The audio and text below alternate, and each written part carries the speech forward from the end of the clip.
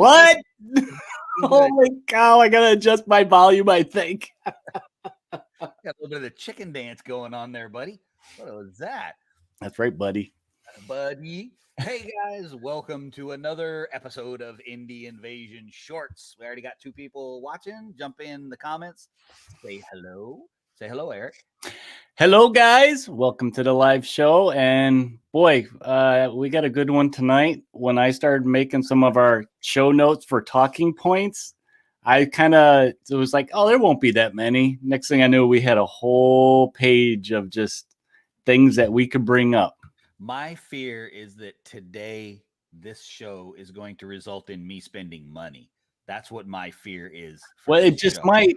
It just might, because I already know you got the window open. I do. I already have it open, and I was already, kind of giving it a test run, trying it out, making sure all the buttons worked, and important things, good quality research. That your card was connected up for that easy checkout. Yes, easy checkout, because we all know that we all have the same problem. Yep. We all have the same problem. And so what are we going to talk about, since we're kind of dancing around it a little bit? Well, the title of the show is starts with E, ends in Y. Yep. eBay, or as it can be known at payday, Evil Bay.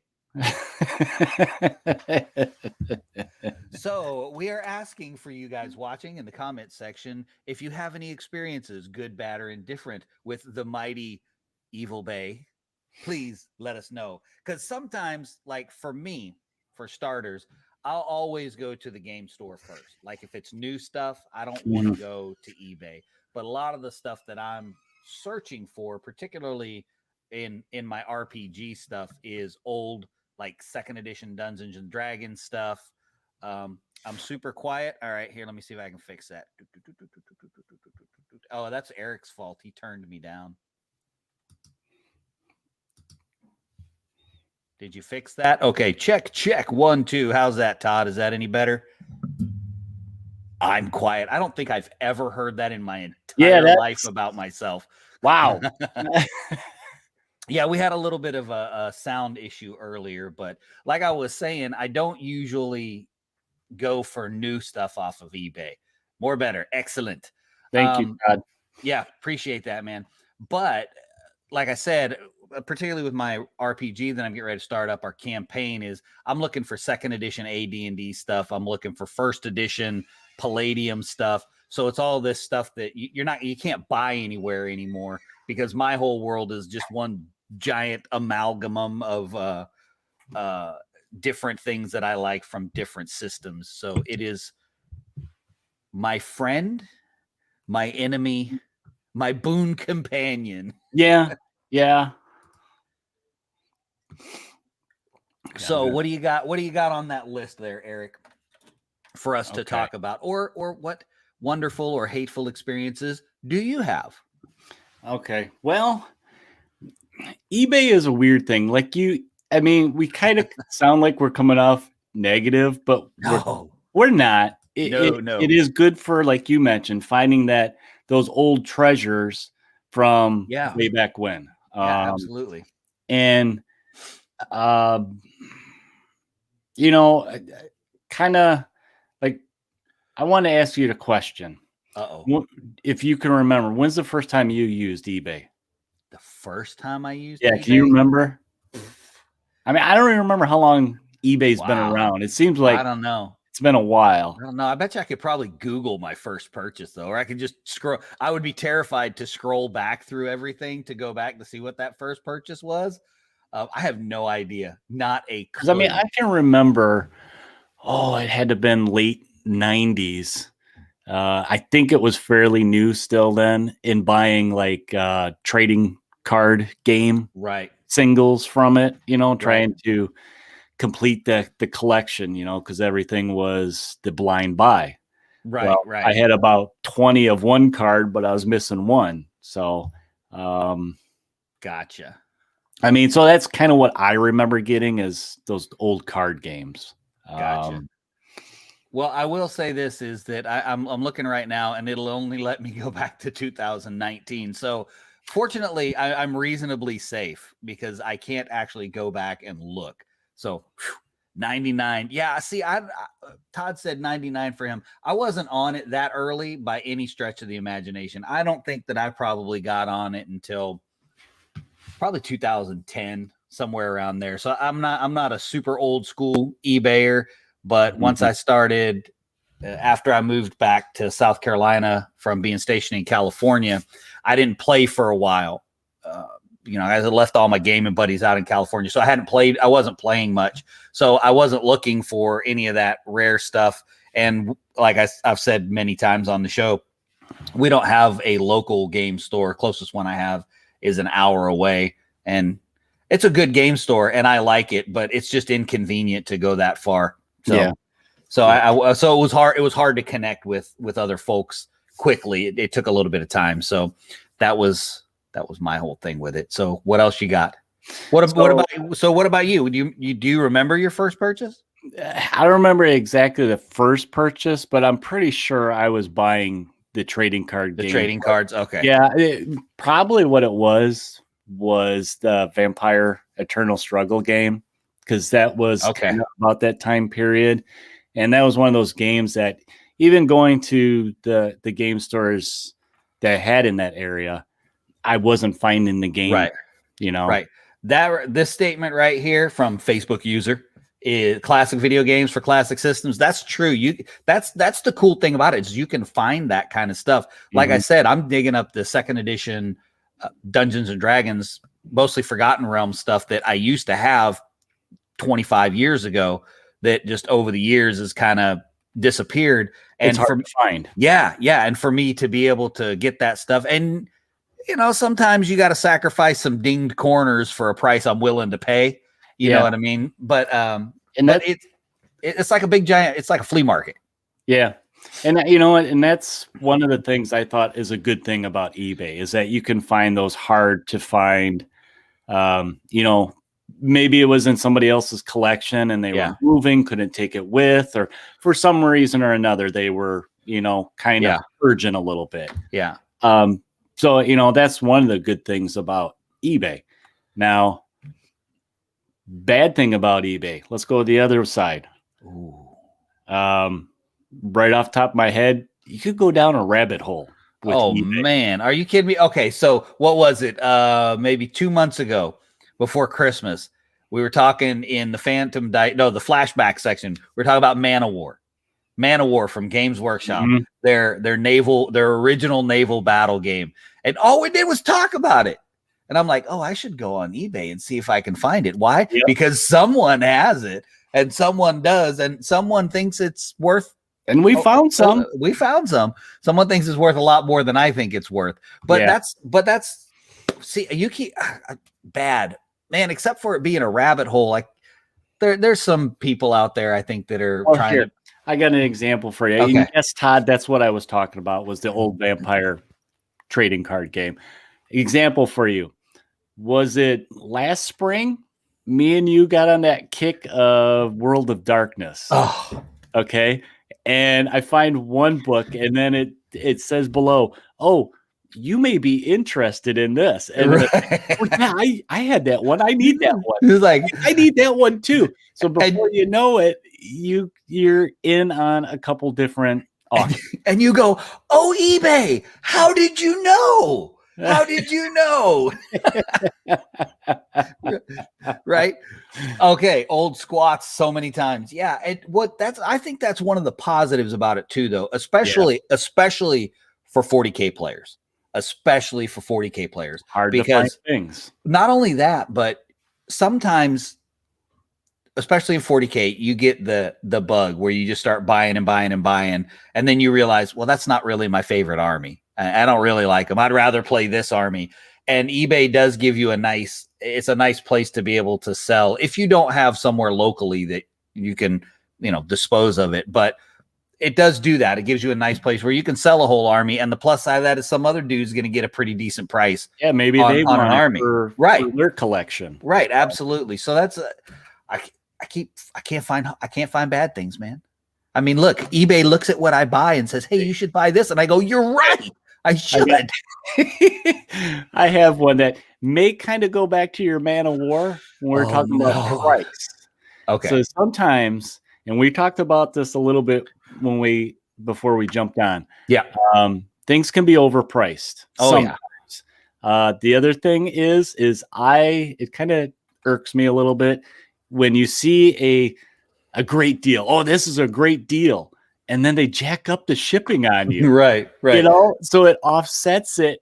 And it's kind of like, I don't know. I kind of feel like they're doing that dance, you know, look at here, but I'm going to charge you this. Yeah. Right. It's like, here is this entire 40K army, 8,000 points for $6. And then actually 865 shipping. That has nothing to do with eBay, really. That's no. That's all on the seller. Yeah. So. Yeah, absolutely. All right. What else you got? Let's see. What else do we got? Okay, let's go back to positive. Because like you said, there's some bad things about eBay. Like you're taking that risk that whoever you're buying it from may not send it to you. But since eBay's been around a lot now, they kind of have those protection things for you. Whereas I remember back in the early days, you didn't. You were kind of just like going to the casino. You don't know. Yeah. Yeah, that is the best sorting. Price plus shipping equals lowest. That's the best sorting. Yep. But you can always usually get good deals on bundles or like bulk type buys. I know I've bought in some bulk books, RPG books, that being in a bundle like that, I actually end up saving money. And if I was getting them one at a time. And I know you too with some of the... I just picked up some Palladium books with that, where I got 4 of them and got 10% off. But now I will say one thing, and this is bad, and this, again, this isn't on eBay, but I've occasionally gotten a book where they don't tell me it's from a smoker's home. Yep. And you get that book, you're like, oh, I'm so excited. And you open the package and you go, whoa, not excited about that anymore. But I do have a trick. I got a trick for that. Okay. And this works for the one that I got that was in a basement forever. Yes, this works. And I know this because I also collect vinyl records and I listen to big band. So, 40s music. So these are old vinyls and they get all musty. So if you take a dryer sheet and for a book, take like 2 or 3 dryer sheets and just put them in the book in different places, couple of days, the smell will be completely gone. Don't reuse the dryer sheets though, because that's where the stink went. So don't use the dryer sheets. You don't want your whitey tighties to smell like that? Negative. Definitely not. Definitely not. Okay.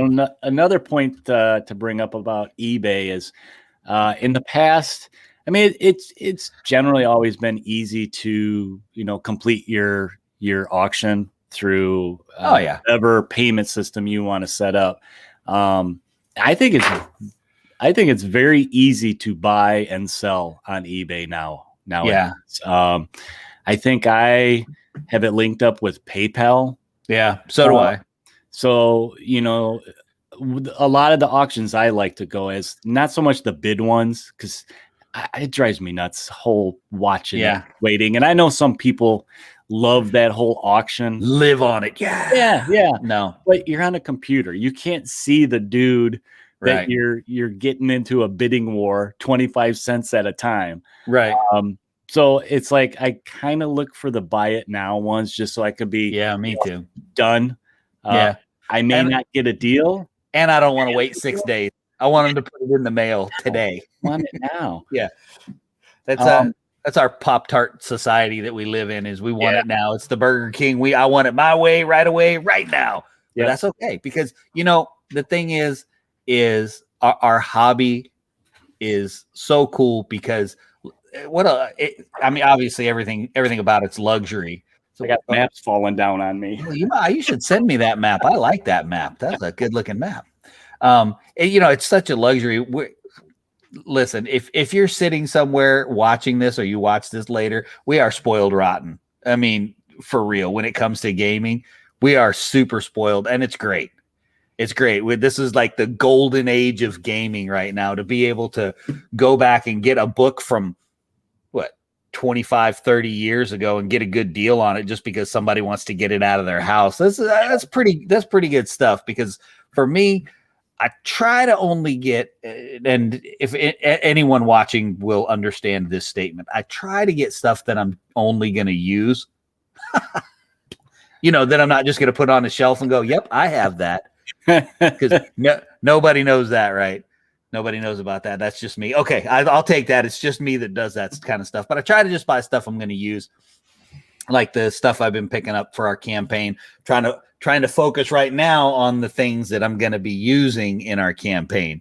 So, see how one of the things I'm kind of afraid of with eBay is I don't see the old collection stuff. Well, you still do, but I'm starting to see more like direct sales, like from stores, like almost like online stores. Yeah. Which is good for them. They can, nowadays stay in business. But I don't know. It kind of almost feels like, well, that wasn't what the whole purpose of eBay was. I mean, if I want that, I'll just go to Amazon, maybe as a comparison to eBay versus Amazon. Right. Amazon is kind of the same thing. But not quite. Yeah. eBay still does have that old, hard to find collections of somebody breaking up their collection. They need some money, or it's just sitting, in the attic or the basement. So it's absolutely. Absolutely. So that I guess that's my one comparison I wanted to bring up. And hey, we can sell our old stuff there that we don't use anymore, right? What? No. Come on, we can't do that. That's just crazy talk. Oh. The future is all about keeping your stuff. Somebody will sell their stuff and we will buy it so that they feel like they've accomplished something on eBay. Because it needs love, right? It does. that old stuff that's old and musty and dusty, it needs some attention. It needs somebody to flip through it. And who knows? I might need more audio stories for the podcast. So who knows? Who knows? All right. So see, what else was I gonna ask you? I don't know. You have the notes tonight. I know. Let's see. So what are some of the stuff we mentioned, like the old role playing stuff? Right. What are some other things that you think is neat about eBay for looking for? Let me get to that, but this is a good question. I don't know if there is on eBay or not. I mean, except for the search. That's a really good question. I wish I knew who you were instead of just Facebook user. I think on eBay, I know you can favor like stores or sellers. Right. Yeah. And sometimes if the seller has new listings, they will notify you. Right. And I think they have a feature like that with the search. Oh, it's Jeremy. Hi, Jeremy.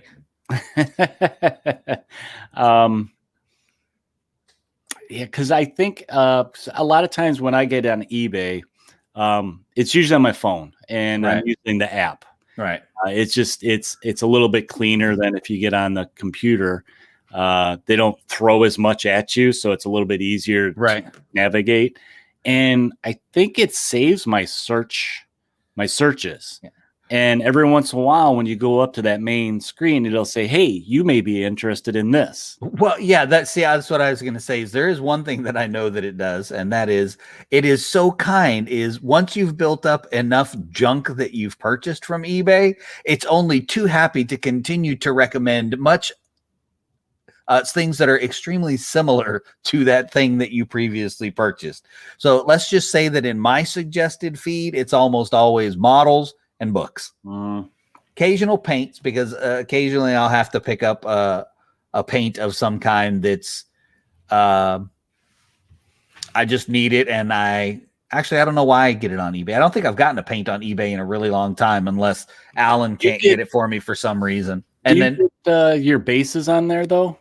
No, I get my bases directly from Litco. Okay. Yeah, I get them from Litco. Because like I said, I try not to use eBay for anything new that I'm buying. I would rather put the money into, kind of like the whole thing that we do with the independent games. I would rather put the money into whoever it is that's doing that's publishing, whatever. Right. Like Right, like we just did the unboxing from CP Models. Okay, I realize that he probably still gets a piece of it. I don't know how all the financial stuff works in the back of all that, but you can get his models on eBay. Mm-hmm. And I don't know if it's from his store. I don't know where they're from. I know this from a couple different stores, but I just go to his website and order. Especially with the smaller independent guys, I try and make sure that I go to them. I don't know if it really makes a difference. It feels like it makes a difference to me anyway. So that's what I'll do, especially if you go to Heresy Miniatures. Okay. He puts candy in your box, and it's yummy candy because it's from the UK. So anybody in the UK, you get the candy all the time. Obviously, we don't here in the States. And he puts yummy candy in there, and you open it up and you have awesome models and yummy candy to eat while you build your models. So I know that has nothing to do with eBay. Yes, Todd, he is using clear bases. They have clear round bases. That's what Mac. Oh, yes. Yeah. That's all he uses. That's all I use. I don't do anything else. Most of the time I'll do, I haven't taken my Zombicide guys, the zombies, off of their bases. Yeah. So my games that have like a mass of models, I don't. But my 8,000 points of orcs was all mounted on clear bases too. So, and that was. You've been doing that long? Oh yeah. Oh yeah. I stumbled across, go figure. It was eBay that I saw the clear bases right after I think I saw a picture somewhere. Somebody did it. They had a clear base. It wasn't a whole army. It was just a model with a clear base. And it was sitting on a piece of like a diorama piece of terrain. And I said, wow, that looks really cool, because what if he's like on this lava diorama? And I'm like, what if he had a snow base? That would look so stupid. And then that's where my brain goes, because when I play the games, I'm all about the visual aspect of it. You know, I want to be immersed in the world and in the game. So I was like, oh, okay.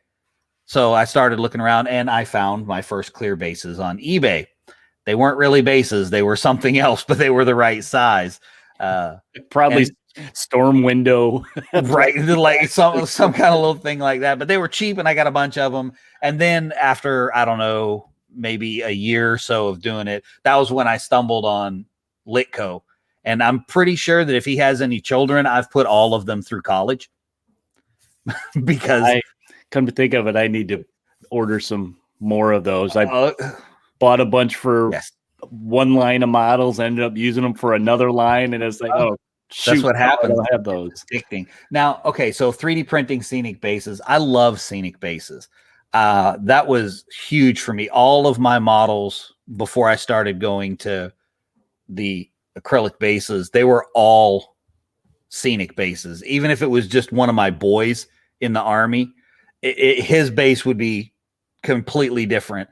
So the theme that I had for my orcs before I went to the acrylic bases was, it was this sort of red Mars-like planet with I used water effects on the bases as well, over the top of sort of like a pinkish, so it was like this pink nasty river, and then I had toothpicks modeled into it and shaved so that there were spikes coming up out of the planet all over the place, almost like it was a Tyranid planet, really, if you think about all the spikes and everything. For those that know 40K, sort of that aesthetic, and every single one of them was different, every single one of them, because I loved doing scenic bases.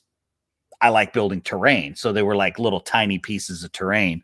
But that whole connection was that I got my first acrylic bases on eBay. So that's where that whole connection was. Okay. You see that? See, like how I circle back around to, and actually answered it when I circled back around there about what that did. I went to eBay. We got them on eBay. We went for the scenic drive, but we got there. Yeah, we got there.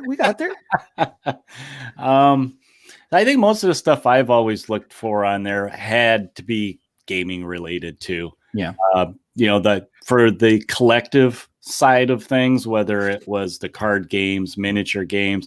Actually, with the miniature games, I think that's where I really got into eBay with the old GW stuff. You know, I was looking for the really old stuff because sure, I was the collector. I wanted to have everything for that Right. You were looking for the stuff that I was actually playing with in fantasy battles. Man, why didn't you save it for me? I sold it when I left California. I had to sell it. I had a bunch. I had so much somebody stuff. got a good Somebody got some good stuff. A big bundle. Oh yeah. So it is good for that.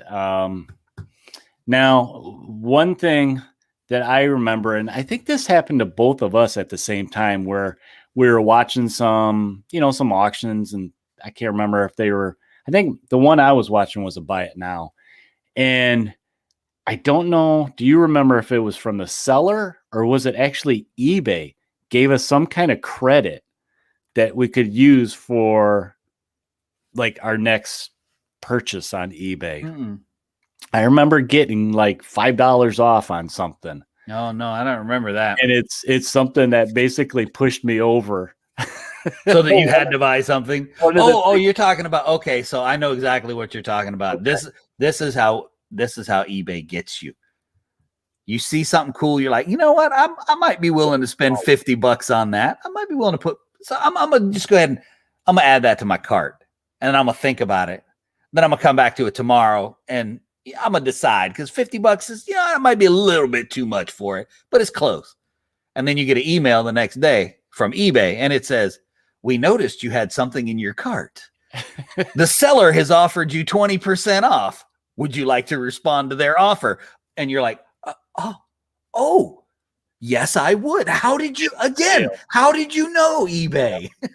And that's something newer that I've noticed on there. Yeah, me too. I like that they do that. Is it makes you really feel like you're getting a deal then, and it helps both, the buyer and the seller in a way. And then their other feature of like following, or you could follow it, keep an eye on it. Yeah, you can watch it. And I like that feature, because even if you're kind of like still on that fence with, I'm going to pass, well, it remembers that you followed that. So it may give you suggestions further down the line if another one comes for sale. Of course it will. Or eBay loves you. Yeah. Okay. eBay, they're looking out for you. But I mean, that's one of those features I like, because then it's kind of like, I feel like I'm window shopping sometimes. Right. I'll go there and just kind of see, well, what's something like this worth? And I'll just type it in and look to see what it's going for. I think there's people that are like sitting in the big eBay server house, wherever their server is, and they're sitting there and they're looking and they go, "Oh, look, it's a gamer. Watch this. He's going to go nuts."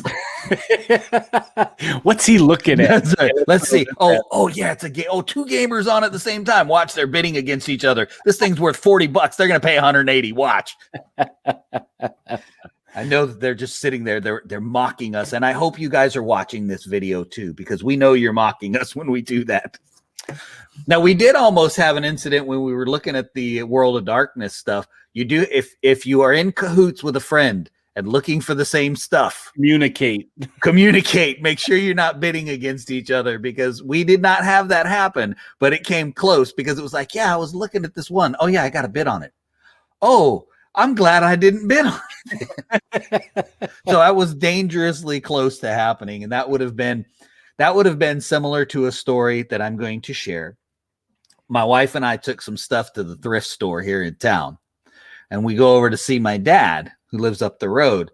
And he's like, "Hey, look at what I got at this thrift store." And I said, "Oh, I just dropped that off at the thrift store. I could have just given it to you if I knew you wanted it." So that's why you got to be careful, because that really happened. That's dangerous. Got any more questions? Because we have 1 minute. 1 minute. Speed round. We covered all the stuff that we wanted to hit. Final thoughts on eBay. For me, I love it. I hate it. It's a love-hate relationship. Kind of goes in spurts for me though, because I'll get on to something new. Like when I was hitting real hard on core space, I was like, all right, well, I want to do some world building, so I'm going to expand it a little bit more, and I'm going to add some other models. I'm like, oh, okay, well, WizKids did the line of Star Wars guys, and those are perfect for core space. So I picked up a bunch of those.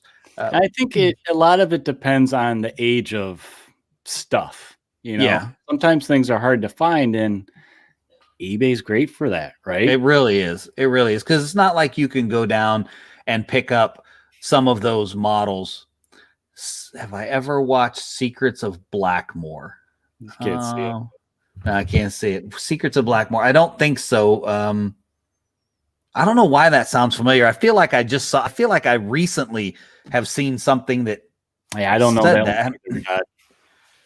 But that just seems really familiar. Of course, I've been looking at a bunch of D&D stuff, and I wouldn't be surprised if something was Blackmore. So, so that may be what I'm thinking of. eBay related, but it's the beginning of D&D. Okay, then that's exactly where I saw it because I've been looking at the D&D stuff. So that's probably where I stumbled across the name. But no, I haven't ever watched it, but now I'm probably going to have to. Thank you, Todd. One more thing to do. But yeah, so that's kind of how I'll go. I'll go in spurts. Like right now, I'm getting ready to start our campaign. Only have 2 players right now. Working on that though, trying to get that up a little bit, but have 2 players, and we'll go ahead and get the campaign started. So I'm starting to get all my ducks in a row because I haven't run a game in, gosh, 8 or 10 years. 8 or 10 years since I ran an RPG. But I used to run them 3-4 times a week when I was stationed in California. I mean, we played all the time for years. The last campaign that we did that finished out, we ran for 9 years. And there was 2 campaigns, actually. It was a White Wolf campaign and a Palladium Fantasy campaign. So those ran tandem for 9 years. So that's a lot of GMing. Sometimes it was just like, can I play, please? I just want to play one game, not run the story. But then let me tell you what happens when you've been running a game that long. You sit down, you play, you're making your character, and you roll, and you're like, I don't like that roll. Then the DM's like, you can't do anything about it. And you're like, yes, I can. Of course I can. I can do. Oh, I'm not running the game.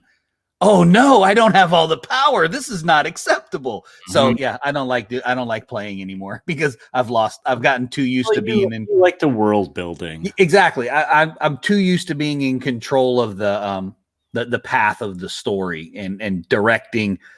I see it kind of as a director. You know, you're kind of helping them to find where they're going in the story. Yeah. So anyway. All right, whose turn is it to take us out? Because we have done good. Only one time have we gone over, like really over. We're a little bit over right now, but yeah, we'll go ahead and wrap it up. And I'll take us out. I did. Oh yeah, last week. So. All right, hold on. Let me get ready with some banners. I'm gonna get some banners ready because we gotta be official. We're gonna be official. I'm not as good at it as you are because you usually do the banners, but I got your back, buddy. All right. Well. Thank you guys for tuning into our live stream of shorts where we talk about some gaming topics, solving the gaming problems one game at a time. Tonight, it was about buying gaming stuff. Too much sometimes. If you guys are interested in a little con coming up, Coastal Con 2021 is coming up soon, and you can check out information for it at our website for it, coastaltex.com. And also on that website, we have links to the podcast. We have links to our supporters, Unipolar Games, Discovery Games, where you can purchase games that we like to talk about, or gaming merchandise like shirts and coffee mugs or dice trays. Dice trays. Got to have dice trays. Dice trays. And then also you can find our podcast on all those places you can find the podcast to download and listen to, including Podbean, which is our main one, yes. iTunes, iHeartRadio, Pandora, Stitcher, Spotify, Pocket Cast. I'm sure we're on iTunes and Google and many, many other ones out there. And you can also check out what we're doing on Facebook.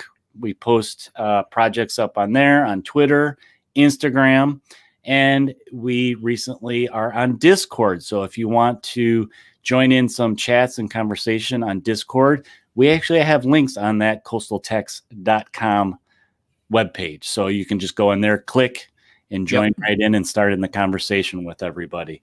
And you can contact us. Feel free to contact us with any questions or comments at indieinvasion.com. gmail.com. I almost screwed it up there. At gmail.com. I'm thinking my own email address. And we're on, also, I said Facebook, YouTube. You can check out some unboxing videos and stuff like that. Twitter.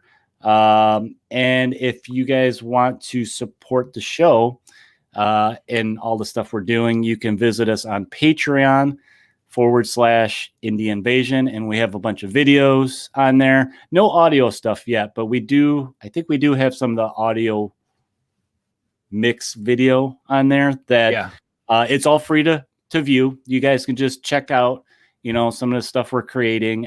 Some of it is exclusively posted to Patreon, but you don't have to be a contributor to view it. It's all free to view. So you can just enjoy the content. And of course, the thing that can help us the most is, spread the joy and the love. Yes. Share it with a friend. Share Indie Invasion with a friend. If they're into independent games and we like supporting the independent game developers, tell them about us. Maybe they'll discover a new game. Yeah, because we need to buy new games. Clearly, that's why we've been talking about eBay all night, right? Because we need to buy new games. Clearly, we have a problem that we are comfortable with having. It's a good problem. It's a good problem to have. It's a good problem to have. But that's gonna about do it today, right, Mac? That's it. That's all I got. So, guys, when you're out there playing your games, having fun, remember, go over to Podbean and follow us. We want to get some followers and get those downloads up. We got lots of stuff going on over there. Lots of audio story series going on. But when you're playing your games, having fun, changing the gaming universe, connecting with people, and just generally having a blast, whether you're doing it in person now with COVID or whether you're doing it on Tabletopia or Tabletop Simulator, Zoom, StreamYard, wherever you're hanging out, connecting with your gaming friends, remember to prepare yourself for the invasion.